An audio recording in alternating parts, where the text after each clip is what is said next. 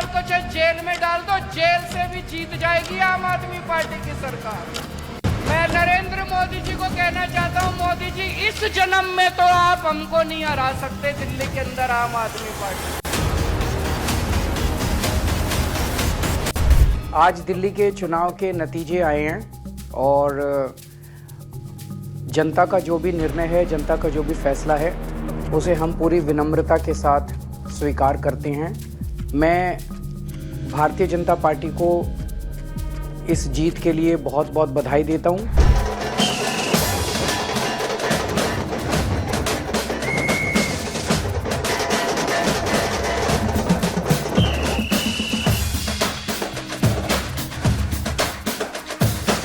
यमुना मैया की, यमुना मैया की, यमुना मैया की। जनता ने भरोसा किया और ये जीत माननीय प्रधानमंत्री की, हमारे राष्ट्रीय नेतृत्व की जीत है। क्या मुद्दे रहेंगे, किन पर सबसे पहले काम शुरू होगा? फ्रीबीज तो पुराने मुद्दे रहेंगे। देखिए, हमारा काम है कि जितने घोटाले हुए हैं उन घोटालों पे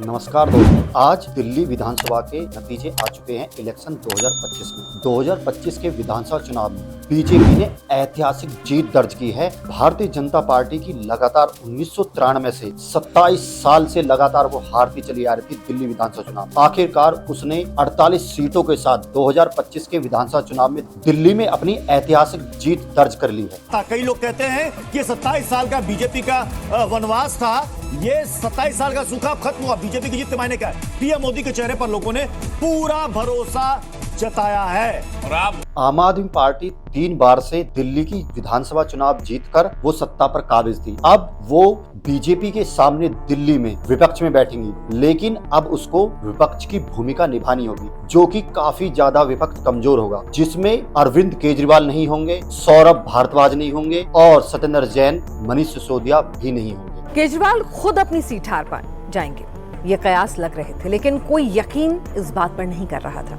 मनीष सिसोदिया के साथ भी ऐसा था। जंगपुरा सीट पर इसलिए गए थे कि जीत जाएंगे, लेकिन ऐसा हुआ नहीं। शकूर बस्ती तो आपका किला था, लेकिन सत्येंद्र जैन भी इस बार इसे बचा नहीं। केजरीवाल हारे, सिसोदिया हारे, सत्येंद्र जैन हारे, जेल जाने वाले सारे हार गए।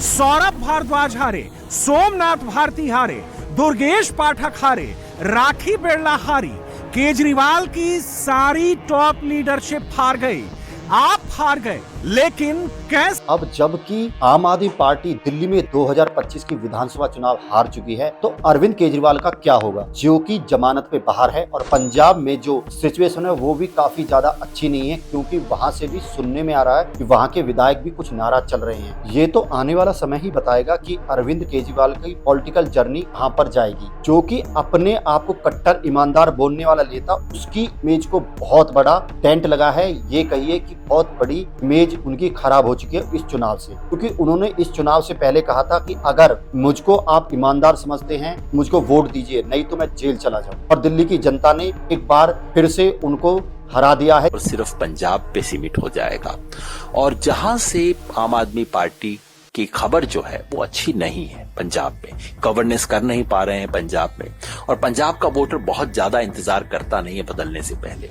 इसलिए आम आदमी पार्टी के अपने भविष्य को लेकर सवाल है। सवाल इसलिए भी है कि अरविंद केजरीवाल अपने छोटे से राजनीतिक कैरियर का एक सबसे बड़ा संकट देख रहे हैं। दिल्ली में टोटल 70 विधानसभा है, जिसमें से बीजेपी ने 48 सीटों पर जीत हासिल की है और आम आदमी पार्टी को 22 सीटें मिली है सिर्फ। आज जब दिल्ली विधानसभा चुनाव के नतीजे आए और बीजेपी को 48 ऐतिहासिक सीटें हासिल हुई, तो नरेंद्र मोदी भारतीय जनता पार्टी के कार्यालय पहुंचे और उन्होंने शॉर्टकट की राजनीति के लिए कहा है कि उनका शॉर्ट सर्किट हो गया है। दिल्ली में, दिल्ली के लोगों में एक उत्साह भी है, एक सुकून भी है। उत्साह विजय का है और सुकून दिल्ली को आपदा से मुक्त कराने का मैंने हर दिल्ली वासी के नाम एक पत्र भेजा और आप सबने हर परिवार में मेरा एक पत्र पहुंचाया था और मैंने दिल्ली से प्रार्थना की थी कि 21वीं सदी में भाजपा को सेवा का अवसर दीजिए, दिल्ली को विकसित भारत की विकसित राजधानी बनाने के लिए भाजपा को मौका दीजिए। मैं दिल्ली के हर परिवारजन को मोदी की गारंटी पर भरोसा करने के लिए दिल्ली वासियों को सर झुका करके नमन कर। आम आदमी पार्टी की हार के बाद और अपनी सीट हारने के बाद अरविंद केजरीवाल ने दिल्ली की जनता को संबोधित किया और कहा कि हम जनता की सेवा करते रहेंगे और जनता के बीच में बने रहेंगे। हम जो पार्टी जीती है बीजेपी को उन्होंने बधाई दी और अपनी हार को स्वीकार किया। के चुनाव के नतीजे आए हैं और जनता का जो भी निर्णय है, जनता का जो भी फैसला है, उसे हम पूरी विनम्रता के साथ स्वीकार करते हैं। जनता का निर्णय सर माथे पर। मैं भारतीय जनता पार्टी को इस जीत के लिए बहुत बहुत बधाई देता हूं और मैं उम्मीद करता हूं कि जिस उम्मीद के साथ और जिस आशा के साथ लोगों ने उनको बहुमत दिया है, वो उन सभी उम्मीदों और आशाओं पे पूरा। दिल्ली विधानसभा चुनाव 2025 में कांग्रेस पार्टी ने फिर से हैट्रिक मारी है 0 की और इस पर जो प्रियंका गांधी ने उन्होंने बयान दिया। I think it was very obvious from all our meetings in Delhi and whichever people I was meeting that people wanted change. They were fed up of the way things were and they wanted change. I suppose they voted for change. My congratulations to all those who have won. And for the rest of us, it just means we have to work harder and we have to stay there, be on the ground and be responsive to the people. हम थोड़ी सी सीटों को देख लेते हैं कि जो 2013 से लेके अब तक किस पार्टी को कितनी कितनी सीटें मिली हैं। इसमें हम 2008 से लेके 2025 तक जितनी भी सीटें आई हैं उनके बारे में देखते हैं। आम आदमी पार्टी उस समय थी नहीं, तो कांग्रेस को 43 सीटें, बीजेपी को 23 सीटें और अन्य को 4 सीटें। 2013 में 28 सीटें आम आदमी पार्टी की और कांग्रेस की 8 थी और बीजेपी के 31 सीटें थी, अन्य की 3 थी। 2015 में 67 सीटें थी आम आदमी पार्टी की, उसको पूर्ण बहुमत मिला था और कांग्रेस की 0 थी, बीजेपी की 3 थी, अन्य की भी 0 थी। जब 2020 के विधानसभा चुनाव हुए उसमें आम आदमी पार्टी की 62 सीटें थी, कांग्रेस की 0 थी, बीजेपी की 8 थी और अन्य की भी 0 थी। अब बात करते हैं 2025 की। 2025 में आम आदमी पार्टी की 22 सीटें, कांग्रेस की 0 सीट, फिर से बीजेपी को अब की बार 48 सीटों की ऐतिहासिक जीत हासिल की है, अन्य को 0। अरविंद केजरीवाल ने अपनी राजनीति की शुरुआत अन्ना हजारे आंदोलन के साथ की थी। अब जब आम आदमी पार्टी की इतनी बुरी तरह से हार हुई है तो अन्ना हजारे ने क्या कहा? दिल्ली का चुनाव का नतीजा आया है, उसकी तरफ आप किस तरीके से देखते हैं? चुनाव ये जनता के हाथ में है, जनता जो तय करेगी उसको मानना पड़ेगा।